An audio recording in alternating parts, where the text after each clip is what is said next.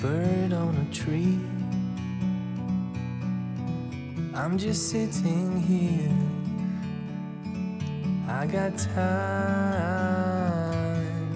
It's clear to see. From up here, the world seems small. We can sit together. It's so beautiful, you and me. We meant to be in the great outdoors, forever free.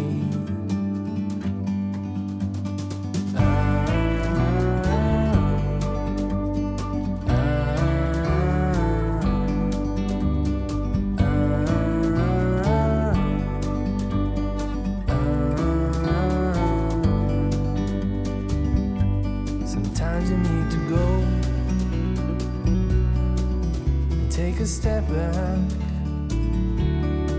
to see the truth around you. From a distance you can tell.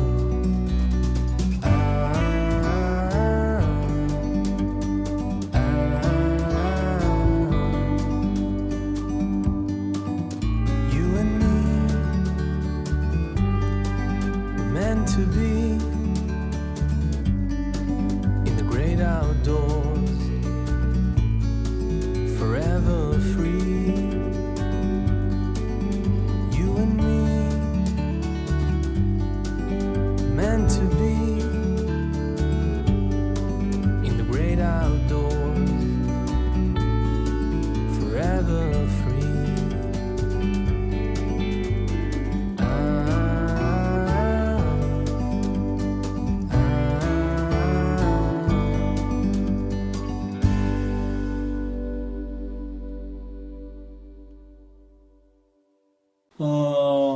이 김춘수의 꽃이라고 하는 시를 읽어가는데 우리 김춘수 선생님하고 저는 한번 잤어요. 김춘수 선생님께서 또 박두진 선생님, 김춘수 선생님이 홍성에 이렇게 만해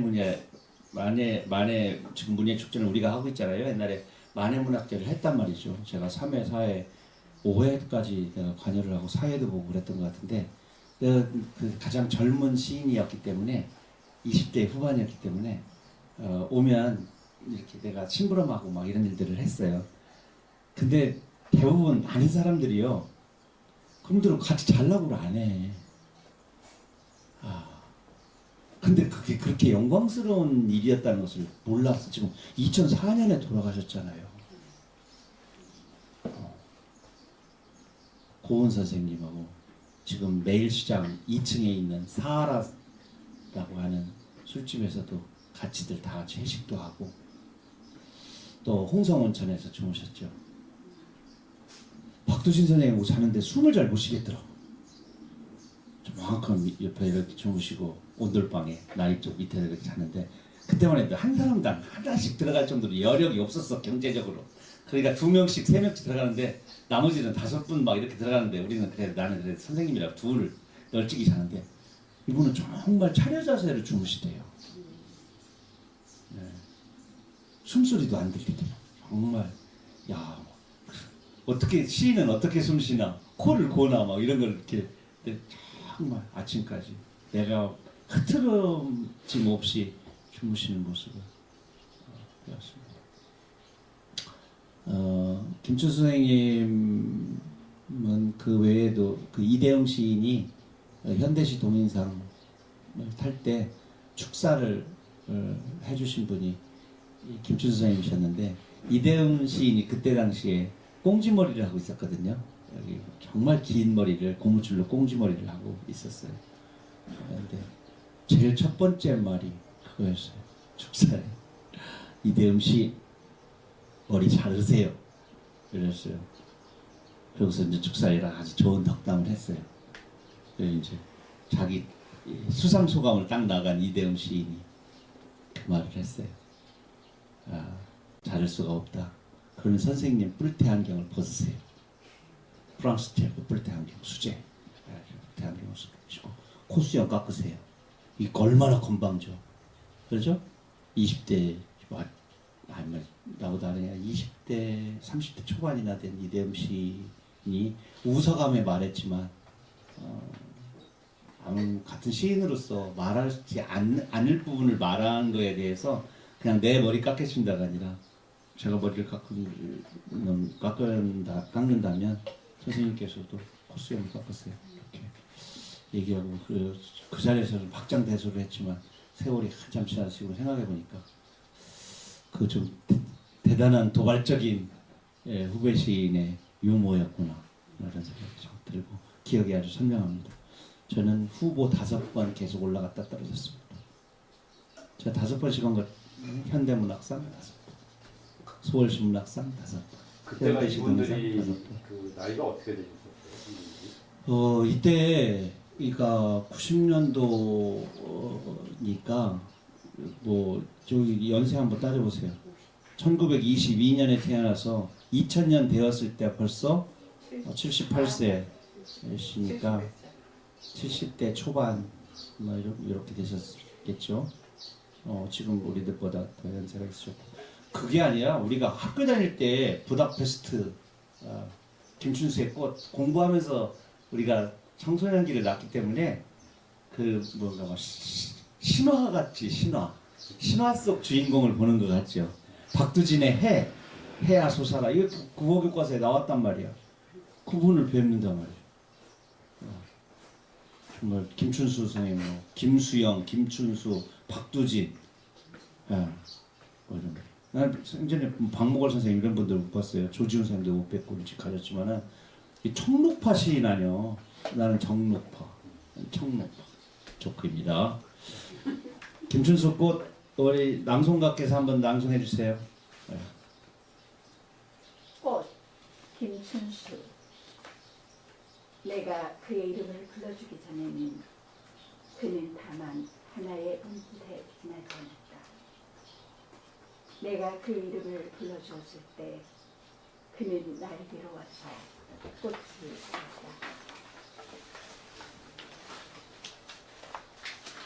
내가 그의 이름을 불러준 것처럼 나의 이 빛깔과 향기에 알맞은 누가 나의 이름을 불러다오.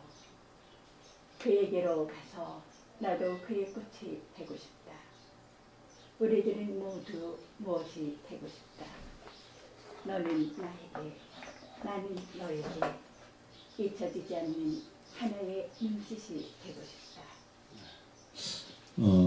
이 눈짓으로 바뀐 거는 원문 처음 발표할 때는 그렇지 않고 그냥 우애하고 똑같이 몸짓이었는데 나중에 이제 정확히는 잘 기억을 못하지만 아주 나중에 시어가 하나 바뀌었어요. 살아생전에 이렇게 자기 시를 이미 대중들한테 많이 각인이 된 다음에도 시어 하나를 이렇게 고치고 또 그 고친 것으로 읽혀지기를 바가 있죠. 당신께서는 이 작품을 자신의 대표작으로 삼는 것에 좀 주저했어요. 무의미시라고 그래가지고 그 무의미시를 추구했기 때문에 의미를 강조하면 할수록 김수영 쪽으로 간단 말이죠. 그래서 김수영하고의 어떤 라이벌 내지는 대척점에서 두 분이 함께 아주 시의 왕좌를 서로 다퉜기 때문에 당신은 이 시가 그렇게 해석이 아주 명징하게 되는 것에 대해서 많은 사람이 사랑을 받는 것에 대해서 그렇게 탐탁하지 않다고 말씀을 하시대요. 근데 이미 이게 좀 보면은 꽃이라는 시집이 나중에 시집 속에 이게 실려 있는데 이 시가 발표된 연도를 보면 1952년이잖아요. 한국 전쟁 와중이에요. 존재 가치가 없을 때예요. 사람들이 다 아직 많은 사람들이 우리들 자유민주주의 속에서 있지만은 그때 당시에 미군정 지나고 나서 우리 존재들이 언제 사라질지도 모르고 아직 그 조선시대 때 있었던 양반과 상놈 이런 것들이 잔재들이 아직 남아있을 때야. 그래서 이렇게 명확하게 이름을 불러주고 존재로서의 가치를 호명해주는 이런 일들이 얼마나 귀한 일인지에 대한 자아의식, 정체성 이런 것들이 사람 개개인들에게 이렇게 확립이 확실하게 되어 있지 않은 이 순간에 이 시들은 많은 사람들에게 공감을 갖게 돼 있죠. 아 정말 좋은 시구나. 그리고 이렇게 깔끔한 자유시야, 현대시야. 그동안에 봤던 것들은 막 글자 수 맞춰가지고 또 한자 말들이 너무너무 많고 여기 한자 말이 거의 없잖아요. 향기 정도? 이 정도. 그렇죠? 순 우리말이 거의 아주 풀어져 있는 순 우리말로 쉽게 되어 있는데 여기에는 깊은 존재에 대한 사유, 관계, 내가 너를 불러주어서 너하고 나의 관계가 온전한 관계가 성립이 될 때 존재는 존재자로서의 높은 가치를 갖는다는 실존주의 철학이 여기 들어있단 말이죠.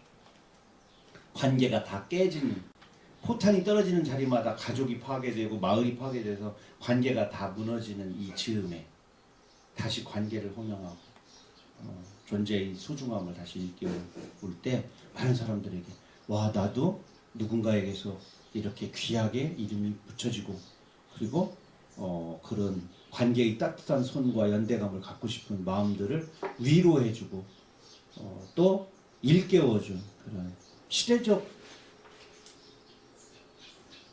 지금은 시대를 떠나서 모든 사람들이 다 이거를 좋아하지만 분명히 이 시가 그 당시에 많은 사람들에게 읽혀진 거는 그런 시대성을 품고 있었던 거죠.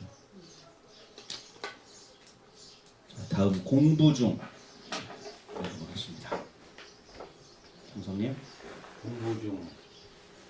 호수는 푸른 종이입니다. 총둥오리는 오늘도 공부 중입니다.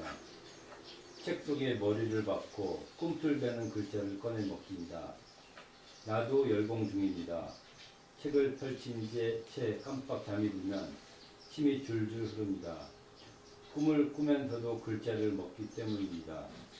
오늘은 과시겠더니 사품만 나옵니다. 폭풍 후불종입니다. 돌을 던지거나 힘들어 깨우지 마세요. 먹을 때는 개도 건들지 않는답니다. 참 자면서도 당당해. 지금 아마 이 초등학교 축제가 끝나서 조용해진 것 같아요. 그렇죠? 문을 좀 열어서 바람을 좀 안에 온도가 좀 높습니다. 바깥에서 열어야 되나요? 요번 그 아직 오지 않은 나에게는 그 최보윤이라고 하는 웹 디자이너라고 해야 되나 만화가라고 해야 되나 하여튼 화가하고 콜라보 작업을 했어요. 그래서 작품 안에 신세대들이 좋아하는 그런 그림들이 이렇게 여기 있는 아직 오지 않은 나에게 이 시집에 이렇게 놓여 있습니다. 그간의 시집, 청소년 시집을 고등학교에 주로 맞춰졌는데 이 시집은 중학생들도 읽을 수 있도록 이렇게 폭을 좀 아래로 내렸습니다. 아주 친근감 있게 사람들이 받아들이는 거는 땡땡 볶음 불닭 볶음면 땡땡 뭐 있죠. 그 라면 그 외피 그 그림을 그린 화가예요. 빨가 머리에 떠오르죠? 예, 그거 있어요. 땡땡 불닭볶음면인가 볶음 불닭면인가 그거 막 매콤하니 아주 마력적인 그 땡김을 주는 그 포장 디자인을 한 사람이 최보윤이라고 하는 화가입니다. 여러 개의 이름을 가지고 활동하기 때문에 뭐 히리 위리 시리즈도 네이버에 연재를 하고 지금도 찾아보면 많은 작업들을 하고 있는 화가입니다. 그래서 제가 그림을 조금 옮겨왔어요. 한번 우리가 공부 비슷하게 했는데 이거는 뭐 애우라는 것이 아니고 우리나라가 갑자기 커피의 그 소비량이 늘었어요. 가만히 생각해 보세요. 진짜 도시에 오면요 구퉁이를 돌면은 다 찻집이에요. 커피숍이야. 그것도 찻집이 아니고 커피숍. 그래서 들고 다니는 많은 사람들이 책을 들고 다니거나 그런 게 아니라 한 손에 이 텀블러 내지는 커피를 일회용 컵에 플라스틱 컵에 담아 갖고 다녀요. 예, 조그마한 공간, 복덕방 있던 자리도 쌀집 있던 자리도 다 커피를 바뀌고 있어요. 어느 날부터 선물을 하게 되면 커피 쿠폰을 선물하는 게 일상화되어 있어요. 그러니까 우리가 준비를 안 한 사이에, 신체가 준비가 하지 않은 사이에 너무 얼음덩어리가 너무 많이 들어가고 있어요. 커피라고 하는 한 종류의 음식이 너무 많이 속으로 들어가고 있어요. 우리가 지금 현재 학생들은 과학적으로 우리 50대, 60대, 70대보다 창자의 길이가 1.5m 정도 평균 짧습니다. 정제분을 먹고 햄버거 갈아 있는 그 고기를 먹고 그러면서 위장에서 섬유질을 소화시키거나 저장할 필요가 없는 거예요. 계속 풀만 뜯어서 넣어서 저장하는 나무늘보는 위가 5개, 몸무게 26kg 정도 되는 몸무게의 3분의 2가 위장에서 지금 소화대기 중에 유칼립투스 이파리야. 소 보세요. 이만하게 배가 둥그렇죠? 그래서 위가 4개. 거기에 다 풀이 꽉 차 있어. 우리 열무, 김치, 상추, 쑥갓, 당근, 무 이렇게 계속해서 섬유질을 먹던 유구한 5천년, 1만 년의 역사 속에 불과 지금 100년도 안 된 50년 정도의 창자가 확 줄어들었어요. 확 줄어드는 그 길이 그 작아진 위에 자극적인 그게 들어가. 뇌도 아직 반응을 적응을 못했어요. 당연히 수면의 질이 떨어지고 신경질이 많이 나고 자지자른 폭력성이 더 많아지고 그 다음에 편두통. 전 주변에 편두통을 호소하는 사람이 너무너무 많아요. 편두통을 없애는 방법 뭐 5가지, 4가지 보세요. 그 중에 커피를 잠깐 끊으라고 그러죠. 아침에 한 잔, 점심 먹고 한 잔, 들고 다니면서 한 잔, 냉장고에다 넣어놨다가 또 들고 나가면서 또 해가지고 너무 양을 많이 우리가 계속 더욱더 심장을 강화하고 무엇이라고 하면서 그거를 소비를 장점만을 얘기하면서 먹게 만들. 그래야 또 돌아갈 거 아니야. 거기서 파는 아이스크림이고. 언제나 말하지만 80% 70%의 이윤이 나는 것들만 평당 얼마짜리의 1층에 가게를 낼 수 있어요. 피자 일조에 걔들 시내의 도심의 가장 중심부 내구팅이 중에 가장 비싼 곳에 올 수 있는 3가지의 업종이 있어요. 안경점, 피자집, 커피집, 떡집 못 갑니다. 30% 못 남겨요. 가장 싼 재래시장 허름한 곳에서도 이윤이 안 남아. 우리가 지금 나도 안경 쓰고 있지만 2,500원, 5,000원에 들여와가지고 얼마나 많은 걔들 의사하고 똑같아요. 권위를 좀 흰 가운을 입고 권위를 딱 세우면서 그 다음에 이제 미용샵 2층에는 그 다음에 피부과 3층에 이 정도가 가장 금싸라기 땅에서 이윤을 창출하죠. 근데 그것들을 뭐라고 하는 게 아니라 우리들의 식생활 습관 중에 이 수면 이렇게 표현은 나와 있어요. 저도 사실 수면이 너무너무 질이 떨어지고 적어요. 오늘 또 오다가 중간에 15분 정도 자고 왔어요. 그렇게 하지 않으면 하루에 5분 내지 10분 정도 낮에 한 번씩 조금씩 졸아야 돼. 눈 감고 가만히 있어야 돼. 낮에 저도 한 3잔 정도 먹는 것 같아요. 커피를 3잔 정도 먹는 것 같은데 2잔으로 좀 줄이는데 그게 잘 안 돼요. 그래서 자꾸 미니 조금 타서 옅게 하려고 하는데도 이미 몸이 마시면서 그만해야지 이거 하고 먹고 죽은 귀신은 때깔도 좋아 이거 하고 싸워. 그런데 귀신이 항상 이겨. 귀신이 항상 이겨. 술 마실 때도, 고기 먹을 때도, 커피 마실 때도, 단 거 땡길 때도 다 귀신이 이겨. 그래서 요즘 시체들은 아주 때깔이 좋아. 잘 봤죠? 이렇게 많이 자야 돼요. 잘 자야 돼요. 그 질문이 좀 네, 여기 그 공부 중에서 네, 맨 마지막 연에 먹을 때는 개도 건들지 않는답니다 이런 표현이 있잖아요. 네. 이런 표현을 우리가 이제 보통 뭐 농담할 때나 뭐 많이 일반 쓰는 표현인데 네. 이런 걸 이렇게 시 속에 그대로 써도 괜찮나요? 이 말을 하는 화자가 누구예요? 화자. 학생. 학생이죠. 그럼 학생들이 쓰는 일상어를 현장으로 데리고 와야죠. 그렇죠? 그래야 그 연배 아이들의 공감을 갖게 되죠.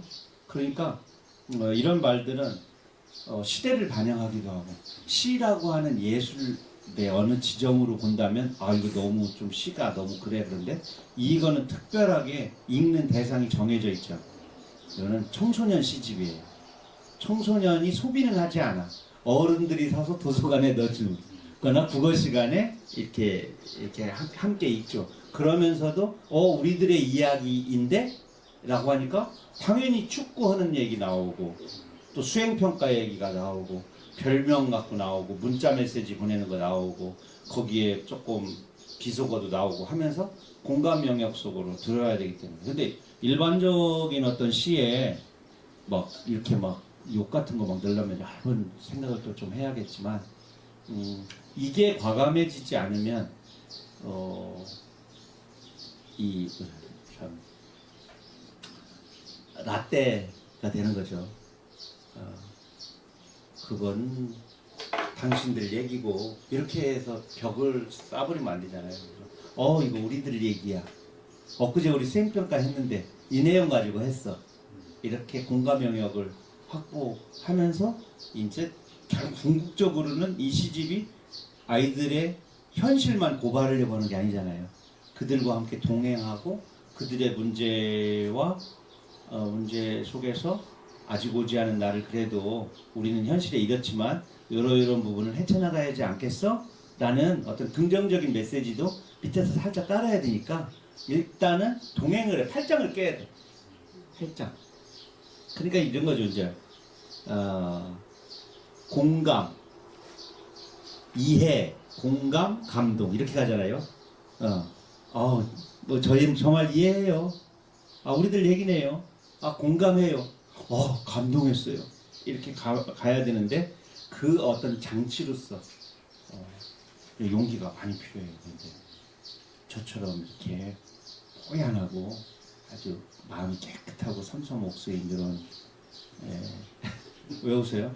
근데 이런 거 쓰려면 많이 고민하게 됩니다. 고민하실 때 많이 고민하죠. 그리고 이건 전략이기도 하긴 해요. 이것도 똑같아요. 우리 사랑에 빠진 우리 혜진 씨, 이혜진 씨, 사랑에 읽어주세요. 사랑해. 네가 나에게 실내화처럼 편하다고 했을 때 좋은 뜻인 줄만 알았어. 사랑한다는 말이 쑥스러워서 애둘러 하는 말인 줄 알았어. 너를 만날수록 깊은 밤, 신발장에 갇힌 실내화처럼 답답했어. 나뭇가지에 걸린 외짝 실내화 같았어. 묻지도 않았는데 친구 사이라고 강조할수록 나 혼자만 짝사랑하는 것 같았어. 학교 밖에서 만나자는 말을 오래 기다렸어. 학교만 벗어나면 어울리지 않는 게 실내화잖아. 분리수거장에 버려진 낡은 실내화나 미니 축구공으로 쓰이는 잘린 밑창을 볼 때마다 우정에서 진도를 멈춘 사랑을 보는 것 같았어. 친하다는 이유로 함부로 취급받는 건 아닐까? 운동장 응원석에 벗어놓은 실내화처럼 속이 뜨거워질수록 외로웠어. 오늘 내가 먼저 사랑한다고 말해줘서 고마워. 넌 처음으로 매듭을 붙는 하얀 운동화 같아. 오래도록 함께 먼 길을 걸어가고 싶어. 뒤꿈치가 아프고 쓰라려도 좋아. 간혹 발길을 멈추고 붉은 발가락에 코 입김을 불어주고 싶어. 때가 묻을까봐 조심조심 걷는 너는 새 운동화 같은 사람이야. 조금은 불편하지만 설레어서 좋아. 공감이 됩니까? 아니, 잘 읽어줘. 아, 어려운 거, 긴 거를 잘 읽어줘서 안 틀리고 난 또 시가 좋아서 그러는 줄 알았어요. 아, 참 아이들 그 실내화 뒤꿈치 잘라진 것 같고 복도에서 현수 씨 축구 해봤죠? 그거 실내화 뒤에 잘라진 거 이렇게 그 동그란 거 그거 가지고 얼마나 하키도 하고 별걸 다 해. 그거 하나만 갖고도 하루 종일 놀아. 이게 그래 참 얼마나 답답하면 저렇게 복도에서 저런 걸 갖고 놀을까 이런 싶기도 한데 참 재미나게 잘 놀아고 깔깔거려가면서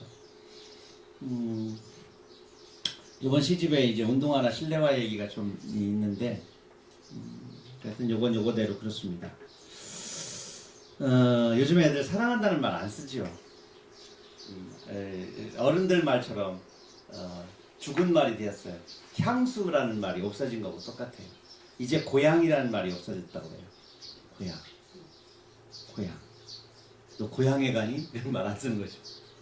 그러니까 고향이 없어지면 낙향도 없는 거예요. 고향이라는 말이 많이 안 쓴다고 그래요. 사랑이라는 말도 그렇다고 그래요. 뭐 다른 말로 대체하겠죠. 그거는 없어질 것 같지 않은데 그런 말들이 이제 사화가 되는 거죠. 근데 제가 여기 밑에 하우징하라는 사람이 있거든요. 요한 하우징하라는 사람인데 네덜란드 문화학자예요. 이 사람이 유명한 말을 이 호모 루덴스라는 책에서 자기 그 이야기를 해요. 호모 루덴스는 유의적 인간이라고 풀이합니다. 논리적 인간, 유의적 인간. 인간은 하여튼 놀이를 만든다 이거. 여기서 스포츠가 생겨났는데 이 논리적 인간 그 전에는 대부분 뭐 에렉투스 뭐 도구적 인간 또는 사피엔스 생각하는 인간 또 뭐 폴리티쿠스 정치적인 인간 뭐 이코노미쿠스 경제적 인간 이런 학명들인데 이 인간을 놀이 쪽으로 이렇게 해석하는 것에 대해서 큰 용기를 안 갖는 거죠. 인간은 아주 말문의 영장이니까 사피엔스라고 하고 싶었는데 근데 이 논리적 인간인 게 진짜 맞는 것 같아요. 둘만 모이면 쎄쎄쎄를 하든 뭐든지 간에 놀이를 만들어내요.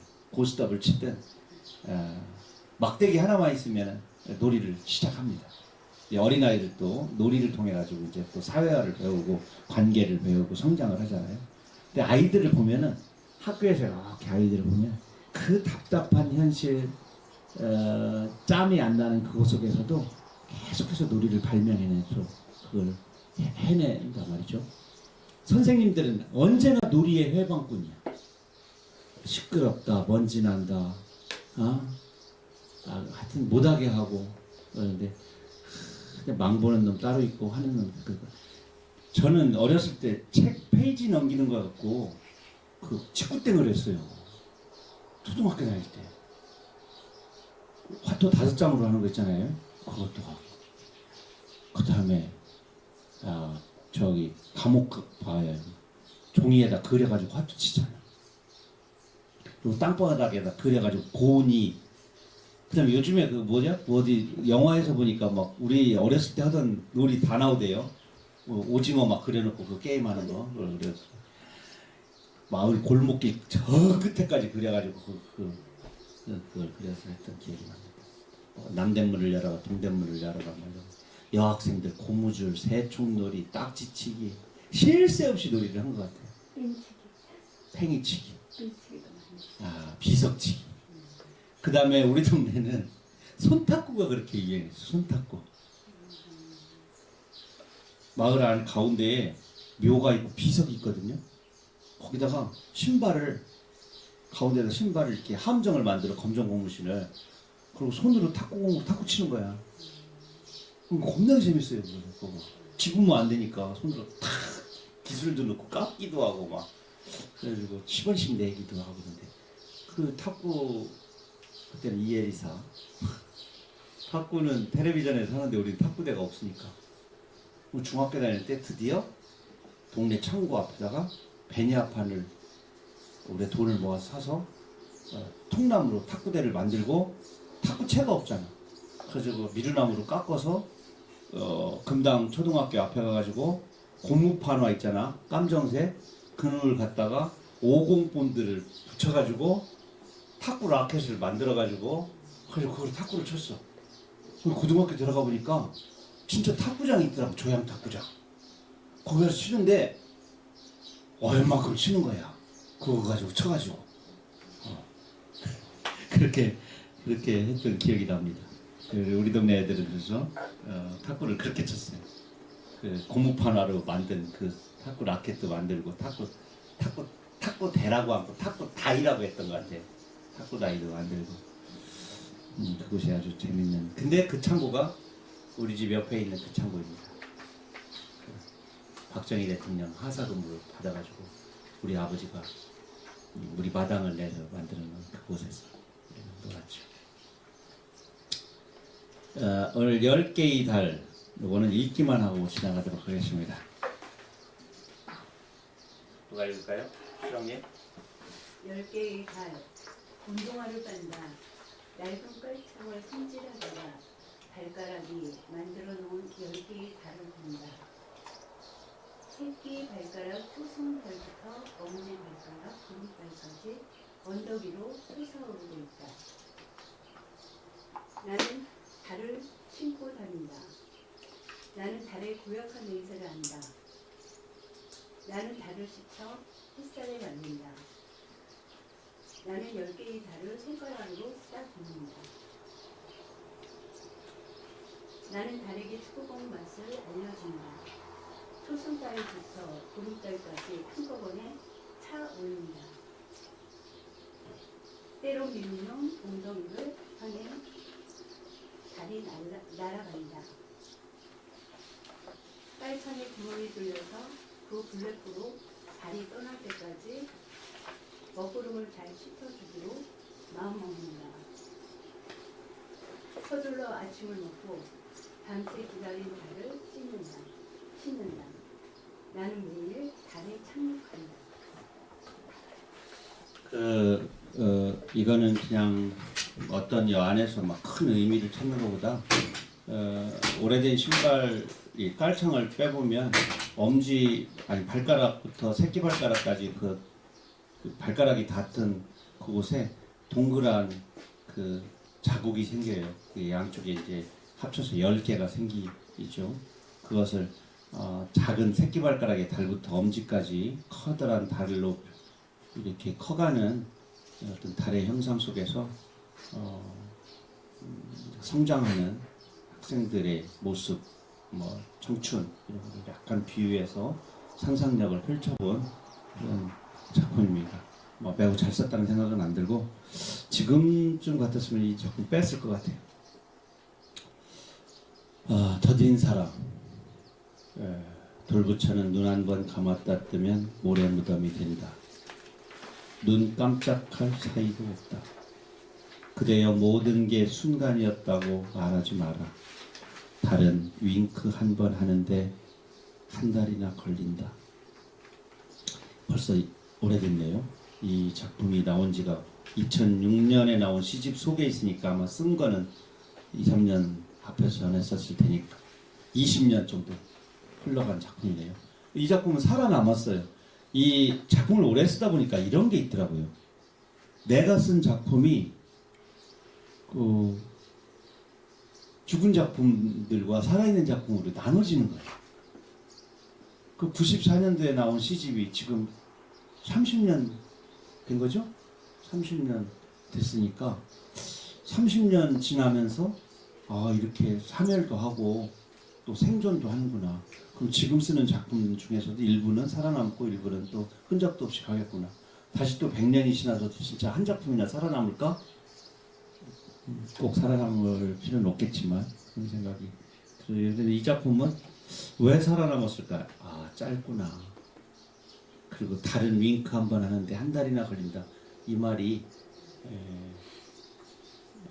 사랑에 빠진 많은 사람들의 마음하고 또 닿는 구석이 있구나 생각이 들었어요. 한밭꽃이라고 하는 시는 썩 괜찮은 남자아이와 멀리 떠나서 돌아오는 노동자 아버지가 이 안에 있어요. 아버지가 멀리 일하러 갔다. 안전화가 놓여있던 현관이 허전하다. 나 혼자 밥통을 열었다가 닫는다. 보온 타이머에 49라는 숫자가 붙다. 아버지는 아니다. 누런 밥을 꺼내어 내다 버린다. 2시간 뒤면 아버지가 온다. 검정 콩을 넣고 밥을 한다. 타이머에 0이 뜬다. 한박꽃 봉오리 같다. 딩동. 현관 쪽으로 가다가 돌아보니 일출 같기도 하다. 밀림에서 돌아오는 발굽 소리가 엇박이다. 이 시를 쓰고 나서 한동안 가만히 있었어요.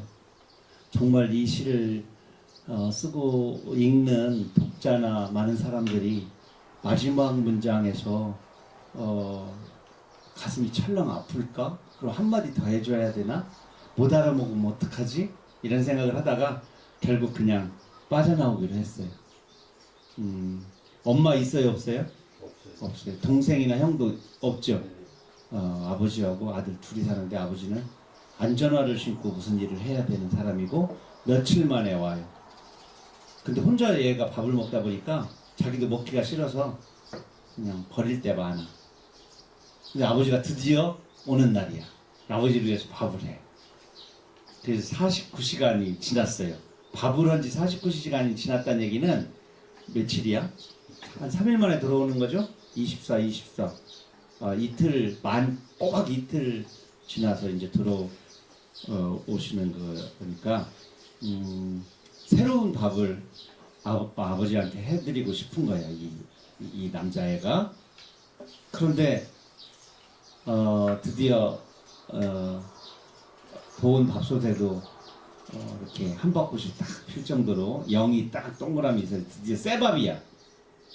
그래서 이제 아버지가 띵동하고 눌렀는데 아버지가 이렇게 저쪽 현관에서부터 우리 아파트나 연립이나 아니면 복도가 있는 13평짜리 아파트라고 생각하면 가장 쉽겠죠. 저쪽에서 오는데 분명히 아버지 발자국 소리인데 갑자기 돌아오는 발굽 소리가 뭐예요? 마지막 밀림에서 노동 현장이야. 돌아오는 발굽 소리가 엇박이다. 무슨 얘기일까요?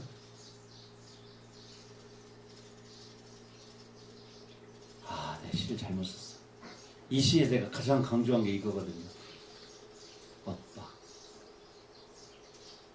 엇박이 뭐예요? 박자가? 어긋나는 엇박자지. 그럼 뭐 오른발과 왼발의 박자가 틀리다는 얘기는 뭐예요? 다쳤다는 얘기. 절룩인 거.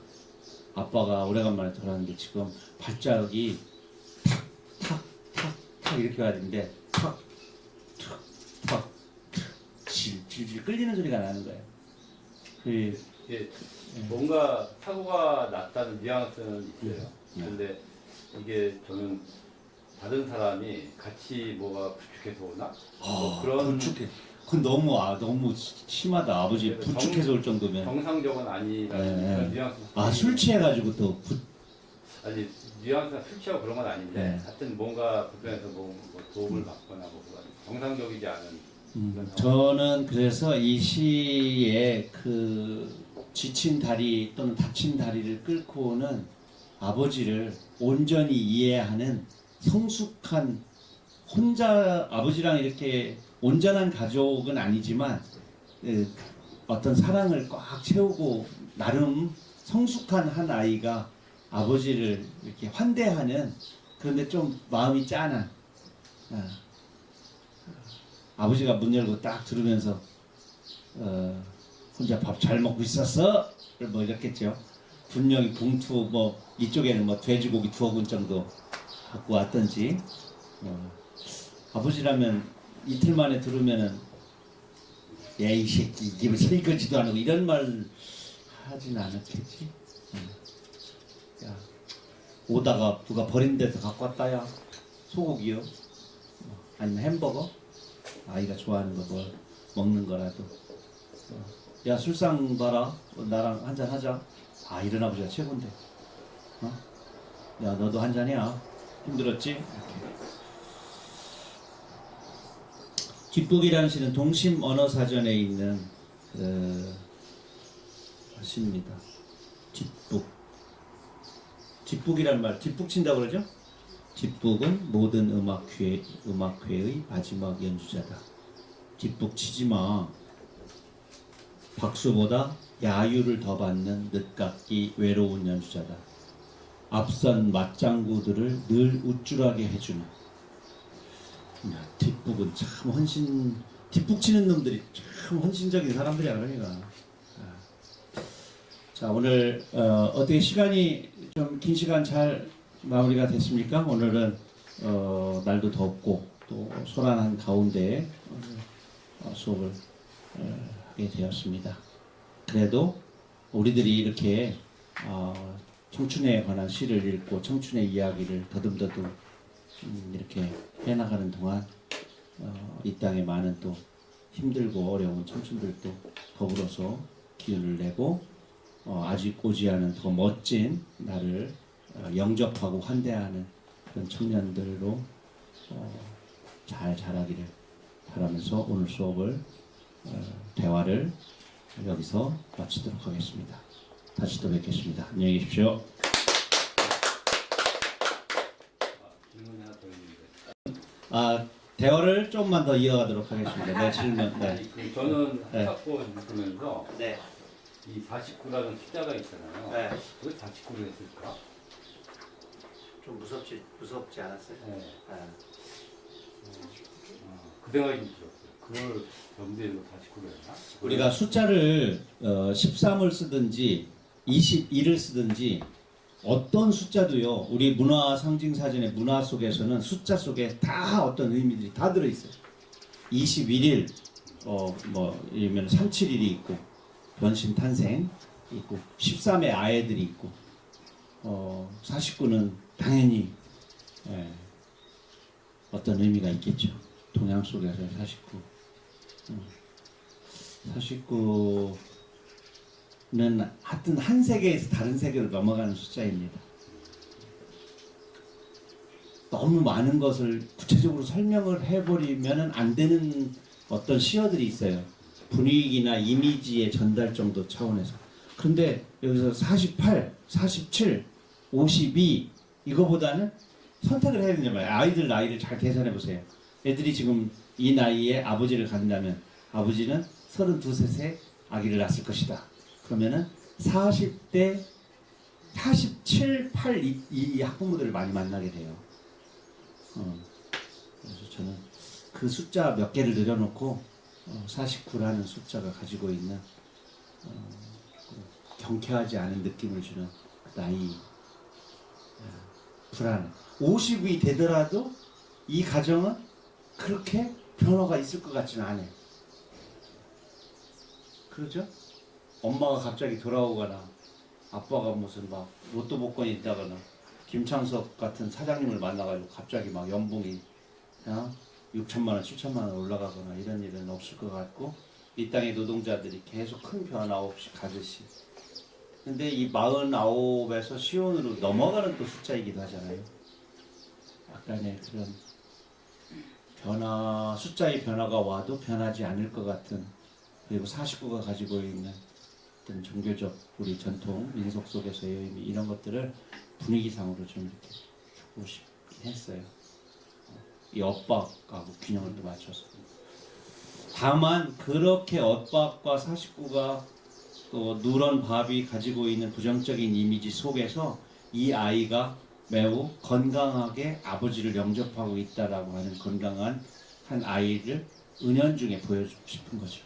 이렇게 대비시켜가지고. 네. 질문 있으시다고 그래요? 저 학교 다닐 때 제 어렴풋한 기억이 네. 그 김춘수 꽃, 네. 보면은 네. 잊혀지지 않는 하나의 몸짓이 되고 싶다 책이 네, 우리가 배울 땐 것 그렇습니다. 같아요. 네. 그런데 얘는 눈짓인데 네. 내 기억이 이상한가 하고 또 이렇게 인터넷을 봤더니 인터넷에는 또 의미라고도 네. 써 있어요. 이게 이렇게 처음에는요 의미였어요. 의미가 되고 싶다 이렇게 처음에 이제 당신께서 발표하시고 나중에 이 눈짓이 되고 싶다. 바꾼 거죠. 바꾸다 보니까 어떻게 하겠어? 사람들이 거기서 자꾸 오타 바꾸는 거예요. 근데 이게 지금 맞고요. 이게 지금 그분이 나중에 바꿔놓은 상태로 이렇게 바뀌었으니까. 근데 의미가 되고 싶다가 맨 처음 발표할 때. 근데 그 언어가 한자어이고 너무 직접적이니까 시적으로 그 여기 향기하고 향기를 우리말로 어떻게 해? 냄새는 틀리지. 냄새는 한자로 취야, 취. 스스로 자자 밑에 개견자, 비린내 정도가 냄새고, 꽃은 향기란 말이야. 그러니까 그거는 바꿀 수가 없으니까 향기는 그냥 놓고, 의미는 뭐 뜨드이자 만미자를 쓰니까 그거는 좀 시적으로 너무 한자어가 크고 무게가 커지니까 또 자기는 또 무의미의 시를 지금 쓰고 있는데, 의미가 되고 싶다 그러면 자기가 추구하는 시적인 세계하고 이 시하고 또 충돌하잖아요. 그래서 시를 바꾸지 않았나. 당신께서는 길게 썼지만 제 생각에 그게 더 명확한 것 같아요. 하여튼 당신께서 이렇게 교정을 해서 바꾸었어요. 그렇죠. 기억력 좋으시네. 우리 학교 다닐 때 의미로 배웠어요. 의미가 되고 싶다. 몸짓도 본 것 같아요. 몸짓 위에 나오죠. 위에 나와요. 시어의 처음에는 몸짓이 되고 싶다. 근데 나중에는 의미, 처음에 그는 다만 하나의 몸부림에 지나지 않았다. 근데 그 몸에서 몸짓은 그냥 본능적인 거라면 눈짓은 여기에 마음과 의지 이런 것들을 다 담아내는 거잖아요. 이제 관계가 이루어지고 이름이 불려진 다음이니까 인식되기 이전과 관계가 설정되기 이전의 몸짓에서 본능적 몸짓에서 관계와 존재가 인식이 된 이후에 의식이 들어가 있는 눈짓으로 바뀌는 거죠. 그러니까 명확하게 잘 바뀐 거예요. 시를 잘 고치신 거지. 자, 감사합니다. 이상으로 마치도록 하겠습니다.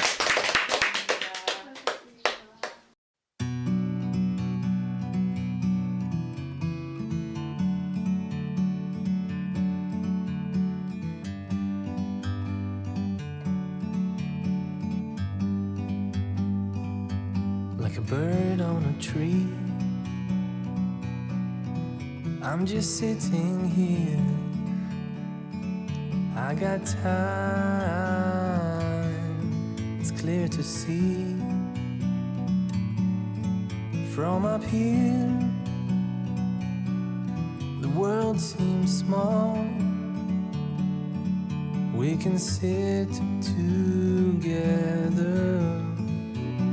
It's so beautiful, you and me. We're meant to be in the great outdoors, forever free.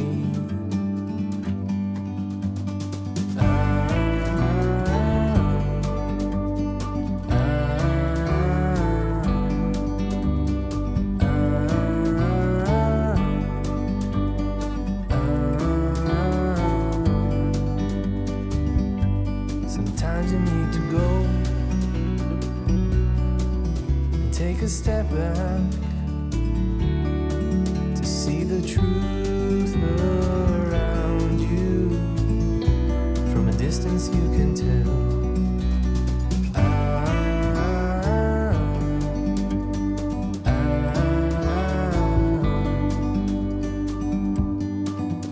You and me, we're meant to be in the great outdoors, forever free. You and me, meant to be